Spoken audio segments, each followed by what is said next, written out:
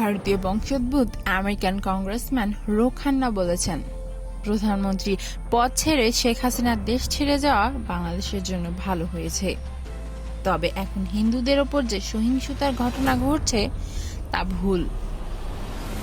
বৃহস্পতিবার রো খান্না সামাজিক যোগাযোগ মাধ্যম এক্সে এক পোস্টে লিখেছেন, প্রধানমন্ত্রী শেখ হাসিনার বিরুদ্ধে বাংলাদেশি শিক্ষার্থীদের মানবাধিকার নিয়ে উদ্বেগ ছিল।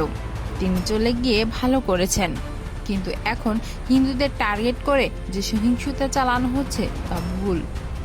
প্রধানমন্ত্রী ইউনূসকে অবশ্যই আইনের শাসন বজায় রাখতে হবে এবং মন্দির বা কোনো রাজনৈতিক দল বা ভিন্ন মতাদর্শের মানুষকে টার্গেট করে যে সহিংসতা চালানো হচ্ছে তা প্রতিরোধ করতে হবে। সরকারি চাকরিতে কোটা সংস্কারের দাবিতে শুরু হওয়া আন্দোলনকে কেন্দ্র করে এক পর্যায়ে দেশব্যাপী সংঘাত, সংঘর্ষ, ভাঙচুর ও অগ্নিসংযোগের ঘটনা ছড়িয়ে পড়ে। আন্দোলন প্রধানমন্ত্রী শেখ হাসিনার পদত্যাগের দাবি রূপ নেয়।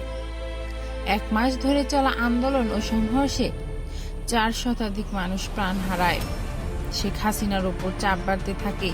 এই পরিস্থিতিতে গত সোমবার শেখ হাসিনা দেশ ছাড়েন।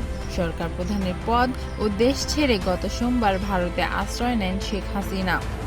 গত বুধবার ভারতীয় পররাষ্ট্রমন্ত্রী এস জয়শঙ্কর বলেন, ঘটনার ধকল কাটিয়ে উঠতে ও পরবর্তী পদক্ষেপের বিষয়ে জানতে শেখ হাসিনাকে সময় দিচ্ছে সরকার।